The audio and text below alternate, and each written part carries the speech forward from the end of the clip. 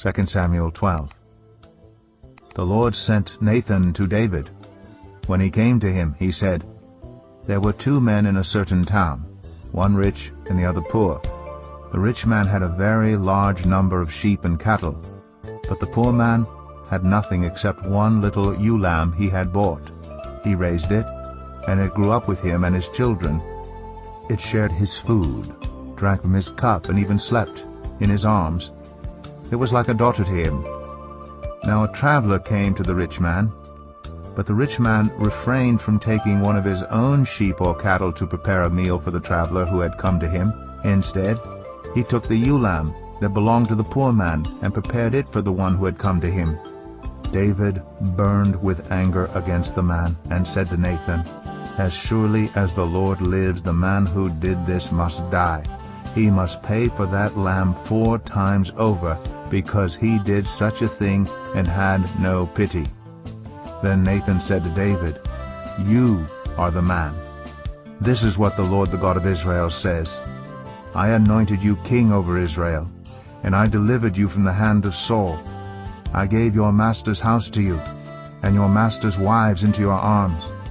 I gave you all Israel and Judah, and if all this had been too little, I would have given you even more. Why did you despise the word of the Lord by doing what is evil in his eyes? You struck down Uriah the Hittite with the sword and took his wife to be your own. You killed him with the sword of the Ammonites. Now therefore the sword will never depart from your house, because you despised me and took the wife of Uriah the Hittite to be your own. This is what the Lord says. Out of your own household I am going to bring calamity on you. Before your very eyes I will take your wives and give them to one who is close to you, and he will sleep with your wives in broad daylight. You did it in secret, but I will do this thing in broad daylight before all Israel." Then David said to Nathan, "I have sinned against the Lord." Nathan replied, "The Lord has taken away your sin. You are not going to die. But because by doing this you have shown utter contempt for the Lord, the son born to you will die." After Nathan had gone home, the Lord struck the child that Uriah's wife had borne to David, and he became ill. David pleaded with God for the child. He fasted and spent the nights lying in sackcloth on the ground. The elders of his household stood beside him to get him up from the ground, but he refused, and he would not eat any food with them. On the 7th day the child died. David's attendants were afraid to tell him that the child was dead, for they thought, while the child was still living, he wouldn't listen to us when we spoke to him. How can we now tell him the child is dead? He may do something desperate. David noticed that his attendants were whispering among themselves, and he realized the child was dead. "Is the child dead?" he asked. "Yes," they replied, "he is dead." Then David got up from the ground, after he had washed, put on lotions, and changed his clothes. He went into the house of the Lord and worshipped. Then he went to his own house, and at his request they served him food, and he ate. His attendants asked him, "Why are you acting this way? While the child was alive you fasted and wept, but now that the child is dead, you get up and eat." He answered, "While the child was still alive I fasted and wept. I thought, who knows? The Lord may be gracious to me and let the child live. But now that he is dead, why should I go on fasting? Can I bring him back again? I will go to him, but he will not return to me."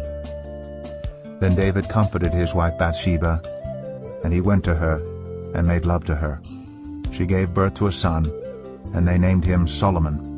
The Lord loved him, and because the Lord loved him, he sent word through Nathan the prophet to name him Jedediah. Meanwhile Joab fought against Rabbah of the Ammonites and captured the royal citadel. Joab then sent messengers to David, saying, "I have fought against Rabbah and taken its water supply. Now muster the rest of the troops and besiege the city and capture it. Otherwise I will take the city, and it will be named after me." So David mustered the entire army and went to Rabbah and attacked and captured it. David took the crown from their king's head, and it was placed on his own head. It weighed a talent of gold, and it was set with precious stones. David took a great quantity of plunder from the city, and brought out the people who were there, consigning them to labor with saws and with iron picks and axes, and he made them work at brickmaking. David did this to all the Ammonite towns. Then he and his entire army returned to Jerusalem. 2 Samuel 13. In the course of time, Amnon, son of David, fell in love with Tamar, the beautiful sister of Absalom, son of David. Amnon became so obsessed with his sister Tamar that he made himself ill. She was a virgin, and it seemed impossible for him to do anything to her. Now Amnon had an adviser named Jonadab, son of Shemaiah, David's brother. Jonadab was a very shrewd man. He asked Amnon, "Why do you, the king's son, look so haggard morning after morning? Won't you tell me?" Amnon said to him, "I'm in love with Tamar, my brother Absalom's sister." "Go to bed and pretend to be ill," Jonadab said. "When your father comes to see you, say to him, 'I would like my sister Tamar to come and give me something to eat. Let her prepare the food in my sight, so I may watch her, and then eat it from her hand.'" So Amnon lay down and pretended to be ill. When the king came to see him, Amnon said to him, "I would like my sister Tamar to come and make some special bread in my sight, so I may eat from her hand." David sent word to Tamar at the palace, "Go to the house of your brother Amnon and prepare some food for him." So Tamar went to the house of her brother Amnon, who was lying down. She took some dough, kneaded it, made the bread in his sight, and baked it. Then she took the pan and served him the bread, but he refused to eat.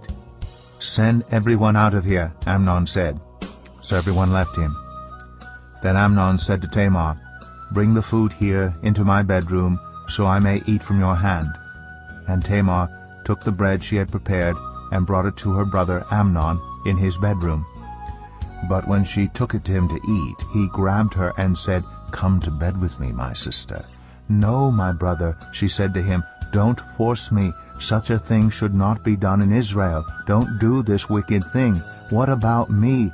Where could I get rid of my disgrace? And what about you? You would be like one of the wicked fools in Israel. Please speak to the king. He will not keep me from being married to you." But he refused to listen to her, and since he was stronger than she, he raped her. Then Amnon hated her with intense hatred. In fact, he hated her more than he had loved her. Amnon said to her, "Get up and get out." "No," she said to him, "sending me away would be a greater wrong than what you have already done to me." But he refused to listen to her. He called his personal servant and said, "Get this woman out of my sight and bolt the door after her." So his servant put her out and bolted the door after her.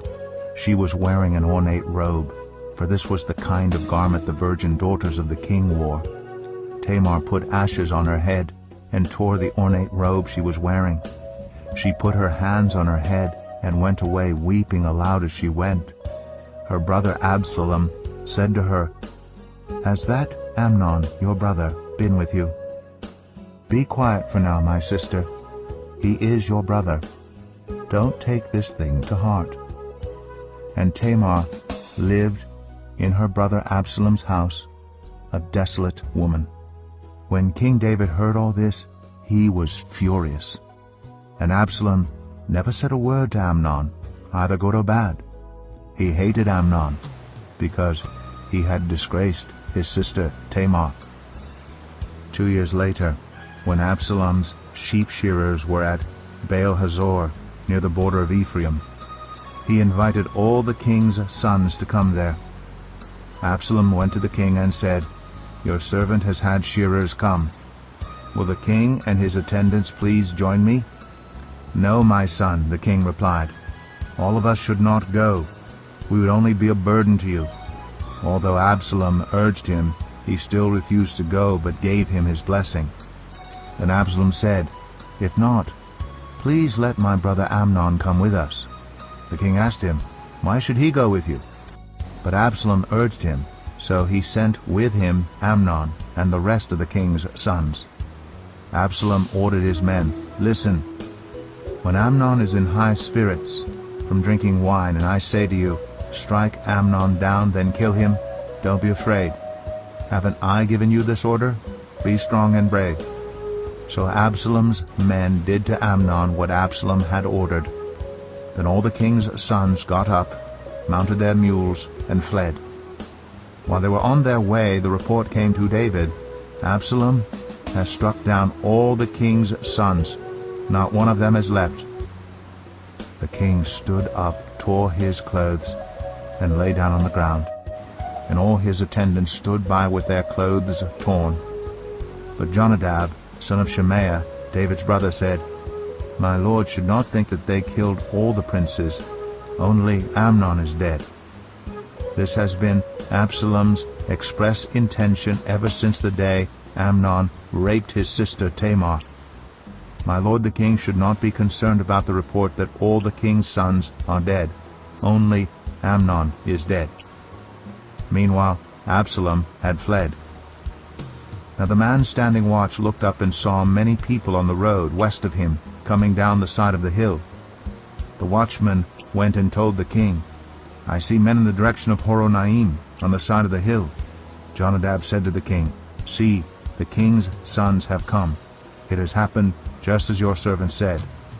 As he finished speaking, the king's sons came in, wailing loudly. The king too, and all his attendants, wept very bitterly. Absalom fled and went to Talmai, son of Ammihud, the king of Geshur. But King David mourned many days for his son. After Absalom fled and went to Geshur, he stayed there 3 years. And King David longed to go to Absalom, for he was consoled concerning Amnon's death. 2 Samuel 14. Joab, son of Zeruiah, knew that the king's heart longed for Absalom. So Joab sent someone to Tekoa, and had a wise woman brought from there. He said to her, "Pretend you are in mourning, dress in mourning clothes, and don't use any cosmetic lotions. Act like a woman who has spent many days grieving for the dead. Then go to the king, and speak these words to him." And Joab put the words in her mouth. When the woman from Tekoa went to the king, she fell with her face to the ground to pay him honor, and she said, "Help me, your majesty." The king asked her, "What is troubling you?" She said, "I am a widow. My husband is dead. I, your servant, had 2 sons. They got into a fight with each other in the field, and no one was there to separate them. One struck the other and killed him. Now the whole clan has risen up against your servant. They say, 'Hand over the one who struck his brother down, so that we may put him to death for the life of his brother whom he killed. Then we will get rid of the heir as well.' They would put out the only burning coal I have left, leaving my husband neither name nor descendant on the face of the earth." The king said to the woman, "Go home, and I will issue an order in your behalf." But the woman from Tekoa said to him, "Let my lord the king pardon me and my family, and let the king and his throne be without guilt." The king replied, "If anyone says anything to you, bring them to me, and they will not bother you again." She said, "Then let the king invoke the Lord his God to prevent the avenger of blood from adding to the destruction, so that my son will not be destroyed. As surely as the Lord lives," he said, "not one hair of your son's head will fall to the ground." Then the woman said, "Let your servant speak a word to my lord the king." "Speak," he replied. The woman said, "Why then have you devised a thing like this against the people of God? When the king says this, does he not convict himself? For the king has not brought back his banished son. Like water spilled on the ground, which cannot be recovered, so we must die. But that is not what God desires. Rather, he devises ways so that a banished person does not remain banished from him. And now I have come to say this to my lord the king, because the people have made me afraid. Your servant thought, I will speak to the king. Perhaps he will grant his servant's request. Perhaps the king will agree to deliver his servant from the hand of the man who is trying to cut off both me and my son from God's inheritance. And now your servant says, May the word of my lord the king secure my inheritance, For my lord the king is like an angel of God in discerning good and evil. May the Lord your God be with you." Then the king said to the woman, "Don't keep from me the answer to what I'm going to ask you." "Let my lord the king speak," the woman said. The king asked, "Isn't the hand of Joab with you in all this?" The woman answered, "As surely as you live, my lord the king, no one can turn to the right or to the left from anything my lord the king says. Yes, it was your servant Joab who instructed me to do this, and who put all these words into the mouth of your servant. Your servant Joab did this to change the present situation. My lord has wisdom like that of an angel of God. He knows everything that happens in the land." The king said to Joab, "Very well, I will do it. Go, bring back the young man Absalom." Joab fell with his face to the ground to pay him honor, and he blessed the king. Joab said, "Today your servant knows that he has found favor in your eyes, my lord the king, because the king has granted his servant's request." Then Joab went to Geshur and brought Absalom back to Jerusalem. But the king said, "He must go to his own house. He must not see my face." So Absalom went to his own house and did not see the face of the king. In all Israel there was not a man so highly praised for his handsome appearance as Absalom. From the top of his head to the sole of his foot there was no blemish in him. Whenever he cut the hair of his head, he used to cut his hair once a year because it became too heavy for him. He would weigh it, and its weight was 200 shekels by the royal standard. 3 sons and a daughter were born to Absalom. His daughter's name was Tamar, and she became a beautiful woman. Absalom lived 2 years in Jerusalem without seeing the king's face. Then Absalom sent for Joab in order to send him to the king, but Joab refused to come to him. So he sent a second time, but he refused to come. Then he said to his servants, "Look, Joab's field is next to mine, and he has barley there. Go and set it on fire." So Absalom's servants set the field on fire. Then Joab did go to Absalom's house, and he said to him, "Why have your servants set my field on fire?" Absalom said to Joab, "Look, I sent word to you and said, 'Come here so I can send you to the king to ask, why have I come from Geshur? It would be better for me if I were still there. Now then, I want to see the king's face. And if I'm guilty of anything, let him put me to death." So Joab went to the king and told him this. Then the king summoned Absalom, and he came in and bowed down with his face to the ground before the king, and the king kissed Absalom. 2 Samuel 15. In the course of time, Absalom provided himself with a chariot and horses and with 50 men to run ahead of him. He would get up early and stand by the side of the road leading to the city gate. Whenever anyone came with a complaint to be placed before the king for a decision, Absalom would call out to him, "What town are you from?" He would answer, "Your servant is from one of the tribes of Israel." Then Absalom would say to him, "Look, your claims are valid and proper, but there is no representative of the king to hear you." And Absalom would add, "If only I were appointed judge in the land. Then everyone who has a complaint or case could come to me, and I would see that they receive justice." Also, whenever anyone approached him to bow down before him, Absalom would reach out his hand, take hold of him, and kiss him. Absalom behaved in this way toward all the Israelites who came to the king asking for justice, and so he stole the hearts of the people of Israel. At the end of 4 years, Absalom said to the king, "Let me go to Hebron and fulfill a vow I made to the Lord. While your servant was living at Geshur in Aram, I made this vow.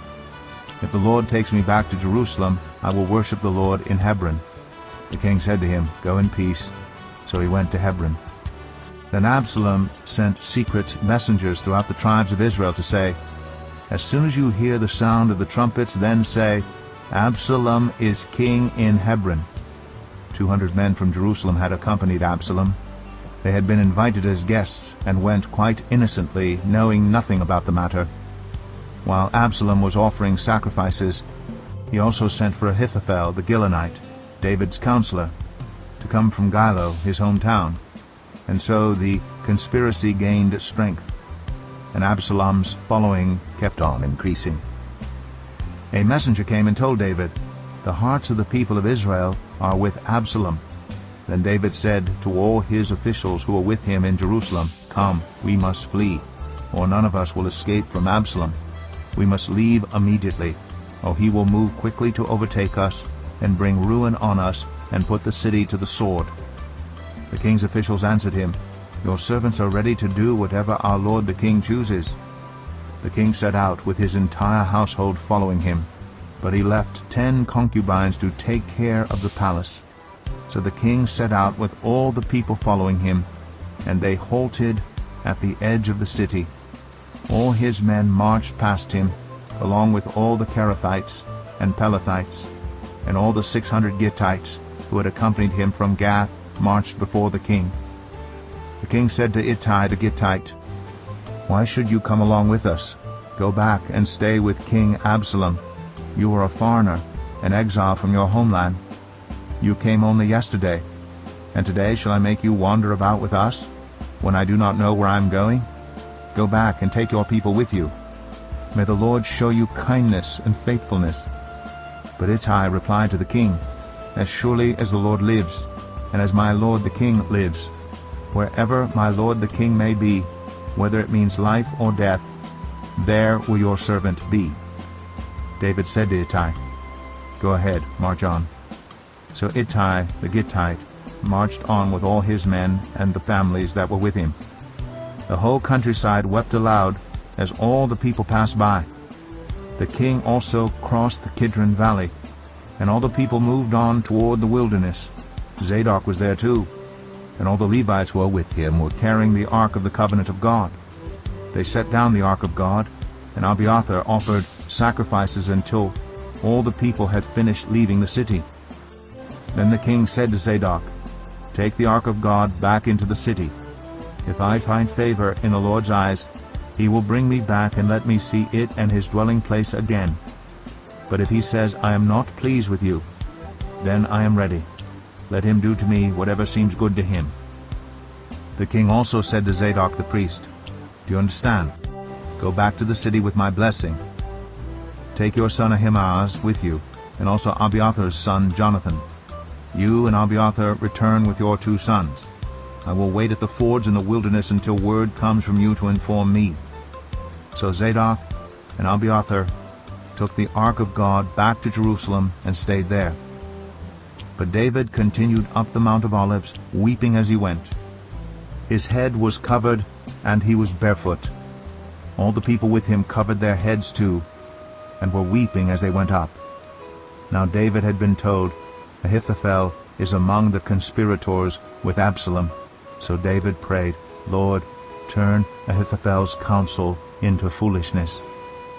When David arrived at the summit, where people used to worship God, Hushai the Archite was there to meet him, his robe torn and dust on his head.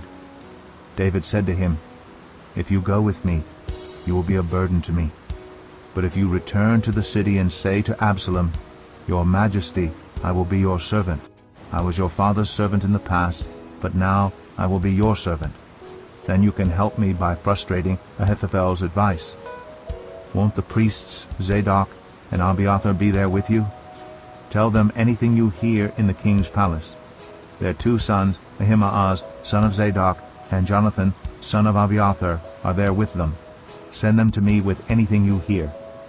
So Hushai, David's confidant, arrived at Jerusalem as Absalom was entering the city. 2 Samuel 16. When David had gone a short distance beyond the summit, there was Ziba, the steward of Mephibosheth, waiting to meet him. He had a string of donkeys saddled and loaded with 200 loaves of bread, 100 cakes of raisins, 100 cakes of figs, and a skin of wine. The king asked Ziba, "Why have you brought these?" Ziba answered, "The donkeys are for the king's household to ride on, the bread and fruit are for the men to eat, and the wine is to refresh those who become exhausted in the wilderness." The king then asked, "Where is your master's grandson?" Ziba said to him, He is staying in Jerusalem because he thinks today the Israelites will restore to me my grandfather's kingdom." Then the king said to Ziba, "All that belonged to Mephibosheth is now yours." "I humbly bow," Ziba said. "May I find favor in your eyes, my lord the king." As King David approached Bahurim, a man from the same clan as Saul's family came out from there. His name was Shimei, son of Gera, and he cursed as he came out. He pelted David and all the king's officials with stones, though all the troops in the special guard were on David's right and left. As he cursed, Shimei said, get out, you murderer, you scoundrel. The Lord has repaid you for all the blood you shed in the household of Saul, in whose place you have reigned. The Lord has given the kingdom into the hands of your son Absalom. You have come to ruin because you are a murderer." Then Abishai, son of Zeruiah, said to the king, "Why should this dead dog curse my lord the king? Let me go over and cut off his head." But the king said, "What does this have to do with you, you sons of Zeruiah? If he's cursing because the Lord said to him, 'Curse David,' who can ask, 'Why do you do this?'" David then said to Abishai and all his officials, "My son, my own flesh and blood is trying to kill me. How much more then this Benjamite? Leave him alone, let him curse, for the Lord has told him to. It may be that the Lord will look upon my misery and restore to me his covenant blessing instead of his curse today." So David and his men continued along the road while Shimei was going along the hillside opposite him, cursing as he went and throwing stones at him and showering him with dirt. The king and all the people with him arrived at their destination exhausted, and there he refreshed himself. Meanwhile Absalom and all the men of Israel came to Jerusalem, and Ahithophel was with him. Then Hushai the Archite, David's confidant, went to Absalom and said to him, "Long live the king! Long live the king!" Absalom said to Hushai, "So this is the love you show your friend? If he's your friend, why didn't you go with him?" Hushai said to Absalom, "No, the one chosen by the Lord, by these people, and by all the men of Israel, his I will be, and I will remain with him. Furthermore, whom should I serve? Should I not serve the Son? Just as I served your father, so I will serve you." Absalom said to Ahithophel, "Give us your advice. What should we do?" Ahithophel answered, "Sleep with your father's concubines, whom he left to take care of the palace. Then all Israel will hear that you have made yourself obnoxious to your father, and the hands of everyone with you will be more resolute." So they pitched a tent for Absalom on the roof, and he slept with his father's concubines in the sight of all Israel. Now in those days the advice Ahithophel gave was like that of one who inquires of God. That was how both David and Absalom regarded all of Ahithophel's advice. 2 Samuel 17. Ahithophel said to Absalom, "I would choose 12,000 men and set out tonight in pursuit of David. I would attack him while he is weary and weak. I would strike him with terror, and then all the people with him will flee. I would strike down only the king and bring all the people back to you. The death of the man you seek will mean the return of all. All the people will be unharmed." This plan seemed good to Absalom and to all the elders of Israel. But Absalom said, "Summon also Hushai the Archite, so we can hear what he has to say as well." When Hushai came to him, Absalom said, "Ahithophel has given this advice. Should we do what he says? If not, give us your opinion." Hushai replied to Absalom, "The advice Ahithophel has given is not good this time. You know your father and his men. They are fighters, and as fierce as a wild bear robbed of her cubs. Besides, your father is an experienced fighter. He will not spend the night with the troops. Even now, he is hidden in a cave or some other place. If he should attack your troops first, whoever hears about it will say, 'There has been a slaughter among the troops who follow Absalom.' Then even the bravest soldier, whose heart is like the heart of a lion, will melt with fear. For all Israel knows that your father is a fighter, and that those with him are brave. So I advise you, let all Israel from Dan to Beersheba as numerous as the sand on the seashore, be gathered to you, with you yourself leading them into battle. Then we will attack him wherever he may be found, and we will fall on him as dew settles on the ground. Neither he nor any of his men will be left alive. If he withdraws into a city, then all Israel will bring ropes to that city, and we will drag it down to the valley until not so much as a pebble is left." Absalom and all the men of Israel said, "The advice of Hushai the Archite is better than that of Ahithophel, for the Lord has determined to frustrate the good advice of Ahithophel in order to bring disaster on Absalom." Hushai told Zadok and Abiathar the priests, "Ahithophel has advised Absalom and the elders of Israel to do such and such, but I have advised them to do so and so. Now send a message at once and tell David, 'Do not spend the night at the fords in the wilderness. Cross over without fail, or the king and all the people with him will be swallowed up.'" Jonathan and Ahimaaz were staying in En-Rogel. A female servant was to go and inform them, and they were to go and tell King David, for they could not risk being seen entering the city. But a young man saw them and told Absalom. So the two of them left at once and went to the house of a man in Baharim. He had a well in his courtyard, and they climbed down into it. His wife took a covering and spread it out over the opening of the well and scattered grain over it. No one knew anything about it. When Absalom's men came to the woman at the house, they asked, "Where are Ahimaaz and Jonathan?" The woman answered them, "They crossed over the brook." The men searched but found no one, so they returned to Jerusalem. After they had gone, the two climbed out of the well and went to inform King David. They said to him, "Set out and cross the river at once. Ahithophel has advised such and such against you." So David and all the people with him set out and crossed the Jordan. By daybreak no one was left who had not crossed the Jordan. When Ahithophel saw that his advice had not been followed, he saddled his donkey and set out for his house in his hometown. He put his house in order and then hanged himself. So he died and was buried in his father's tomb. David went to Mahanaim, and Absalom crossed the Jordan with all the men of Israel. Absalom had appointed Amasa over the army in place of Joab. Amasa was the son of Jether, an Ishmaelite, who had married Abigail, the daughter of Nahash, and sister of Zeruiah, the mother of Joab. The Israelites and Absalom camped in the land of Gilead. When David came to Mahanaim, Shobai son of Nahash from Rabbah of the Ammonites, and Machir son of Amiel from Lo-debar, and Barzillai the Gileadite from Rogelim brought bedding and bowls and articles of pottery. They also brought wheat and barley, flour and roasted grain, beans and lentils, honey and curds, sheep and cheese from cow's milk for David and his people to eat.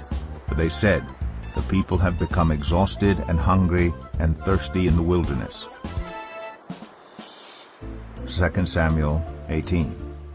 David mustered the men who were with him, and appointed over them commanders of thousands and commanders of hundreds.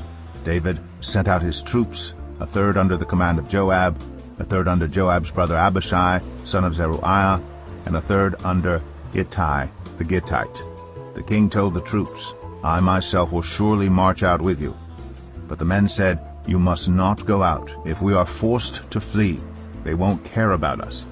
Even if half of us die, they won't care. But you are worth 10,000 of us. It would be better now for you to give us support from the city." The king answered, "I will do whatever seems best to you." So the king stood beside the gate while all his men marched out in units of hundreds and of thousands. The king commanded Joab, Abishai, and Ittai, "Be gentle with the young man Absalom for my sake." And all the troops heard the king giving orders concerning Absalom to each of the commanders. David's army marched out of the city to fight Israel, and the battle took place in the forest of Ephraim. There Israel's troops were routed by David's men, and the casualties that day were great, 20,000 men. The battle spread out over the whole countryside, and the forest swallowed up more men that day than the sword.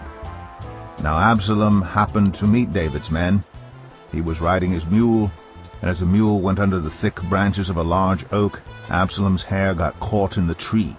He was left hanging in midair, while the mule he was riding kept on going. When one of the men saw what had happened, he told Joab, "I just saw Absalom hanging in an oak tree." Joab said to the man who had told him this, "What? You saw him? Why didn't you strike him to the ground right there? Then I would have had to give you 10 shekels of silver and a warrior's belt." But the man replied, "Even if 1,000 shekels were weighed out into my hands, I would not lay a hand on the king's son. In our hearing, the king commanded you and Abishai and Ittai, protect the young man Absalom for my sake. And if I had put my life in jeopardy, and nothing is hidden from the king, you would have kept your distance from me." Joab said, "I'm not going to wait like this for you." So he took 3 javelins in his hand and plunged them into Absalom's heart while Absalom was still alive in the oak tree. And 10 of Joab's armor-bearers surrounded Absalom, struck him, and killed him. Then Joab sounded the trumpet, and the troops stopped pursuing Israel, for Joab halted them.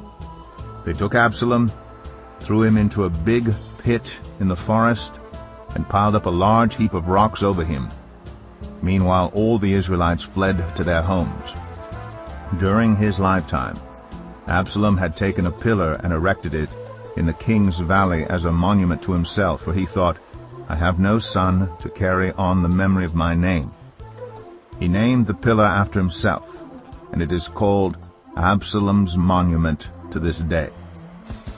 Now Ahimaaz, son of Zadok, said, "Let me run and take the news to the king that the Lord has vindicated him by delivering him from the hand of his enemies." "You are not the one to take the news today," Joab told him. "You may take the news another time, but you must not do so today, because the king's son is dead." Then Joab said to a Cushite, "Go tell the king what you have seen." The Cushite bowed down before Joab and ran off. Ahimaaz, son of Zadok, again said to Joab, "Come what may, please let me run behind the Cushite." But Joab replied, "My son, why do you want to go? You don't have any news that will bring you a reward." He said, "Come what may, I want to run." So Joab said, "Run."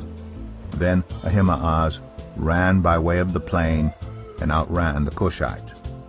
While David was sitting between the inner and outer gates, the watchman went up to the roof of the gateway by the wall. As he looked out, he saw a man running alone. The watchman called out to the king and reported it. The king said, "If he is alone, he must have good news." And the runner came closer and closer. Then the watchman saw another runner, and he called down to the gatekeeper, "Look, another man running alone." The king said, "He must be bringing good news too." The watchman said, "It seems to me that the first one runs like Ahimaaz, son of Zadok." "He's a good man," the king said. "He comes with good news." Then Ahimaaz called out to the king, "All is well." He bowed down before the king with his face to the ground and said, "Praise be to the Lord your God. He has delivered up those who lifted their hands against my lord the king." The king asked, "Is the young man Absalom safe?" Ahimaaz answered, "I saw great confusion, just as Joab was about to send the king's servant and me, your servant. But I don't know what it was." The king said, "Stand aside and wait here." So he stepped aside and stood there. Then the Cushite arrived and said, "My lord the king, hear the good news. The Lord has vindicated you today by delivering you from the hand of all who rose up against you." The king asked the Cushite, "Is the young man Absalom safe?" The Cushite replied, "May the enemies of my lord the king and all who rise up to harm you be like that young man." The king was shaken. He went up to the room over the gateway and wept. As he went, he said, "Oh, my son Absalom, my son Absalom, if only I had died instead of you. Oh, Absalom, my son, my son." 2 Samuel 19. Joab was told, "The king is weeping and mourning for Absalom." And for the whole army, the victory that day was turned into mourning. because on that day the troops heard it said, "The king is grieving for his son." The men stole into the city that day as men steal in who are ashamed when they flee from battle. The king covered his face and cried aloud, "O my son Absalom, O Absalom, my son, my son." Then Joab went into the house to the king and said, "Today you have humiliated all your men, who have just saved your life and the lives of your sons and daughters and the lives of your wives and concubines. You love those who hate you and hate those who love you. You have made it clear today that the commanders and their men mean nothing to you. I see that you would be pleased if Absalom were alive today and all of us were dead. Now go out and encourage your men. I swear by the Lord that if you don't go out, not a man will be left with you by nightfall. This will be worse for you than all the calamities that have come on you from your youth till now." So the king got up and took his seat in the gateway. When the men were told, "The king is sitting in the gateway," they all came before him. Meanwhile, the Israelites had fled to their homes. Throughout the tribes of Israel, all the people were arguing among themselves, saying, "The king delivered us from the hand of our enemies. He is the one who rescued us from the hand of the Philistines. But now he has fled the country to escape from Absalom.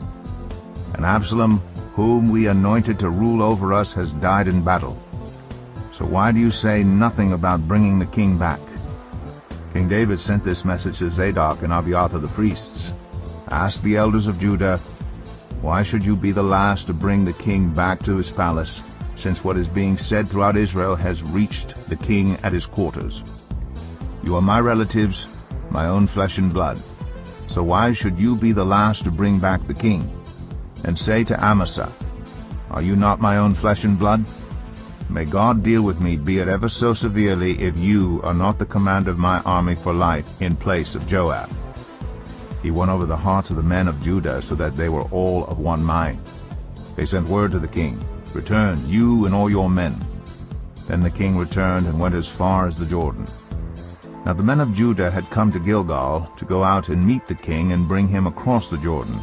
Shimei son of Gera, the Benjamite from Bahurim, hurried down with the men of Judah to meet King David. With him were 1,000 Benjamites, along with Ziba, the steward of Saul's household, and his 15 sons and 20 servants. They rushed to the Jordan where the king was. They crossed at the ford to take the king's household over and to do whatever he wished. When Shimei son of Gera crossed the Jordan, he fell prostrate before the king and said to him, "May my lord not hold me guilty. Do not remember how your servant did wrong on the day my lord the king left Jerusalem. May the king put it out of his mind. For I your servant know that I have sinned, but today I have come here as the first from the tribes of Joseph to come down and meet my lord the king." Then Abishai son of Zeruiah said, "Shouldn't Shimei be put to death for this? He cursed the Lord's anointed." David replied, "What does this have to do with you, you sons of Zeruiah? What right do you have to interfere? Should anyone be put to death in Israel today? Don't I know that today I am king over Israel?" So the king said to Shimei, "You shall not die." And the king promised him on oath. Mephibosheth, Saul's grandson, also went down to meet the king. He had not taken care of his feet or trimmed his mustache or washed his clothes from the day the king left until the day he returned safely. When he came from Jerusalem to meet the king asked him, "Why didn't you go with me, Mephibosheth?" He said, "My lord the king, since I your servant am lame," I said, "I will have my donkey saddled and will ride on it so I can go with the king. But Ziba my servant betrayed me, and he has slandered your servant to my lord the king. My lord the king is like an angel of God, so do whatever you wish. All my grandfather's descendants deserve nothing but death from my lord the king. But you gave your servant a place among those who eat at your table. So what right do I have to make any more appeals to the king?" The king said to him, "Why say more?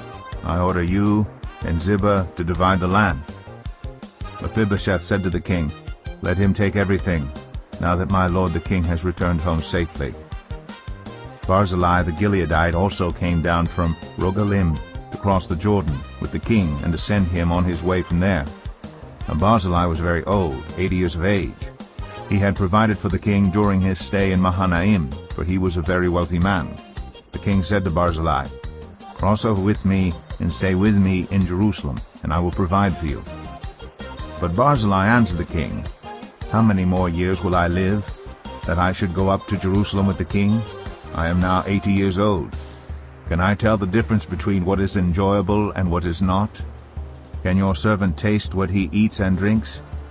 Can I still hear the voices of male and female singers? Why should your servant be an added burden to my lord the king? Your servant will cross over the Jordan with the king for a short distance. But why should the king reward me in this way? Let your servant return, that I may die in my own town near the tomb of my father and mother. But here is your servant Kimham. Let him cross over with my lord the king. Do for him whatever you wish." The king said, "Kimham shall cross over with me, and I will do for him whatever you wish, and anything you desire from me I will do for you." So all the people crossed the Jordan, and then the king crossed over. The king kissed Barzillai and bid him farewell, and Barzillai returned to his home. When the king crossed over to Gilgal, Kimham crossed with him. All the troops of Judah and half the troops of Israel had taken the king over. Soon all the men of Israel were coming to the king and saying to him, "Why did our brothers, the men of Judah, steal the king away and bring him and his household across the Jordan together with all his men?" All the men of Judah answered the men of Israel, "We did this because the king is closely related to us. Why are you angry about it? Have we eaten any of the king's provisions? Have we taken anything for ourselves?" Then the men of Israel answered the men of Judah, "We have 10 shares in the king, so we have a greater claim on David than you have. Why then do you treat us with contempt? Weren't we the first to speak of bringing back our king?" But the men of Judah pressed their claims even more forcefully than the men of Israel. 2 Samuel 20. Now a troublemaker named Sheba, son of Bichri, a Benjamite, happened to be there.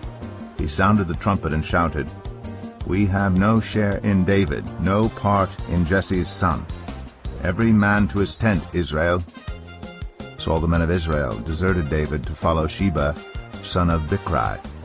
But the men of Judah stayed by their king all the way from the Jordan to Jerusalem.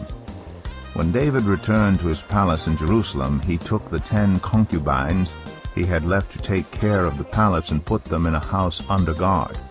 He provided for them but had no sexual relations with them. They were kept in confinement till the day of their death, living as widows. Then the king said to Amasa, "Summon the men of Judah to come to me within 3 days, and be here yourself." But when Amasa went to summon Judah, he took longer than the time the king had set for him. David said to Abishai, "Now Sheba, son of Bichri, will do us more harm than Absalom did. Take your master's men and pursue him, or he will find fortified cities and escape from us." So Joab's men and the Kerethites and Pelethites and all the mighty warriors went out under the command of Abishai. They marched out from Jerusalem to pursue Sheba, son of Bichri. While they were at the great rock in Gibeon, Amasa came to meet them. Joab was wearing his military tunic, and strapped over it at his waist was a belt with a dagger in its sheath. As he stepped forward, it dropped out of its sheath. Joab said to Amasa, "How are you, my brother?" Then Joab took Amasa by the beard with his right hand to kiss him. Amasa was not on his guard against the dagger in Joab's hand, and Joab plunged it into his belly, and his intestines spilled out on the ground. Without being stabbed again, Amasa died. Then Joab and his brother Abishai pursued Sheba, son of Bichri. One of Joab's men stood beside Amasa and said, "Whoever favors Joab and whoever is for David, let him follow Joab." Amasa lay wallowing in his blood in the middle of the road, and the man saw that all the troops came to a halt there. When he realized that everyone who came up to Amasa stopped, He dragged him from the road into a field and threw a garment over him. After Amasa had been removed from the road, everyone went on with Joab to pursue Sheba son of Bichri. Sheba passed through all the tribes of Israel to Abel Beth Maachah, and through the entire region of the Bichrites, who gathered together and followed him. All the troops with Joab came and besieged Sheba in Abel Beth Maachah. They built a siege ramp up to the city, and it stood against the outer fortifications. While they were battering the wall to bring it down, a wise woman called from the city, "Listen, listen, tell Joab to come here so I can speak to him." He went toward her, and she asked, "Are you Joab?" "I am," he answered. She said, "Listen to what your servant has to say." "I'm listening," he said. She continued, "Long ago they used to say, 'Get your answer at Abel,' and that settled it. We are the peaceful and faithful in Israel. You are trying to destroy a city that is a mother in Israel. Why do you want to swallow up the Lord's inheritance?" "Far be it from me," Joab replied. "Far be it from me to swallow up or destroy. That is not the case. A man named Sheba, son of Bichri, from the hill country of Ephraim, has lifted up his hand against the king, against David. Hand over this one man, and I'll withdraw from the city." The woman said to Joab, "His head will be thrown to you from the wall." Then the woman went to all the people with her wise advice, and they cut off the head of Sheba, son of Bichri, and threw it to Joab. So he sounded the trumpet, and his men dispersed from the city, each returning to his home, and Joab went back to the king in Jerusalem. Joab was over Israel's entire army. Benaiah, son of Jehoiada, was over the Kerethites and Pelethites. Adoniram was in charge of forced labor. Jehoshaphat, son of Ahilud, was recorder. Sheba was secretary. Zadok and Abiathar were priests. And Ira the Jairite was David's priest.